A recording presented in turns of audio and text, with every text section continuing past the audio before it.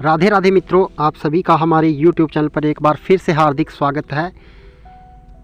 यहाँ पर मैं आप सभी के लिए एक रोचक कहानी लेकर आया हूँ। मित्रों, यह कहानी 16वीं पुतली सत्यवती की कहानी है। राजा विक्रमादित्य के शासन काल में उज्जैन नगरी का यश चारों ओर फैला हुआ था। एक से बढ़कर एक विद्वान उनके दरबार की शोभा बढ़ाते थे और उनकी 9 जानकारों की एक समिति थी जो हर विषय पर राजा को परामर्श देती थी तथा राजा उनके परामर्श के अनुसार ही राजकाज संबंधी निर्णय किया करते थे। एक बार ऐश्वर्य पर बहस छिड़ी तो मृत्यु लोक की भी बात चली। राजा को जब इस बात का पता चला कि पाताल लोक के राजा शेषनाग का ऐश्वर्य देखने लायक है तो उनके लोक में हर तरह की सुख सुविधाएं मौजूद हैं। चूँकि वे भगवान विष्णु के खास सेवकों में से एक हैं, इसलिए उनका स्थान देवताओं के समकक्ष है।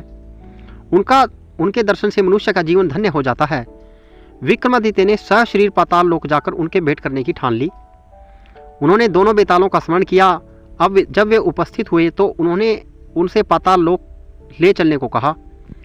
बेताल उन्हें जब पाताल लोक लाए तो उन्होंने पाताल लोक के बारे में दी गई सारी जानकारी सही पाई। सारा लोक साफ सुथरा तथा सुनियोजित था। जवारा से पूरा लोक जगमगा रहा था।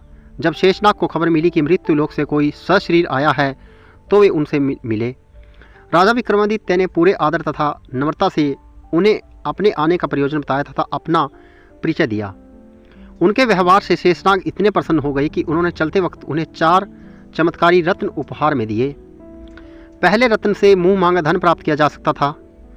दूसरा रत्न मांगने पर हर तरह के वस्त्र तथा आभूषण दे सकता था। तीसरा रत्न से हर तरह के रथ, अश्व तथा पालकी प्राप्त हो सकती थी। चौथा रत्न धर्म कार्य और यश की प्राप्ति करना सकता था। काली द्वारा प्रदत्त दोनों बेताल स्मरण करने पर उपस्थित हुए तथा विक्रम को उनके नगर की सीमा पर पहुंचाकर अदृश्य हो गए। चारों रत्न लेकर अपने नगर में प्रविष्ट हुए ही थे कि उनका अभिवादन एक परिचित ब्राह्मण ने किया। उन्होंने राजा से उनकी पाताल लोक की यात्रा तथा रत्न प्राप्त करने की बात जानकर कहा कि राजा की हर उपलब्धि में उसकी प्रजा की सहभागिता है।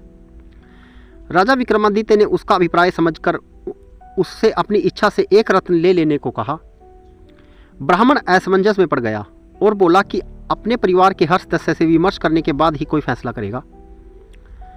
जब वह घर पहुंचा और अपनी पत्नी, बेटे तथा बेटी को सारी बात बताई तो तीनों ने अलग अलग तरह के रत्नों में अपनी रुचि जताई। ब्राह्मण फिर भी किसी निष्कर्ष पर नहीं पहुंच सका और इसी मानसिक दशा में राजा के पास पहुंच गया। विक्रम ने हंसकर उसे चारों के चारों रत्न उपहार में दे दिए।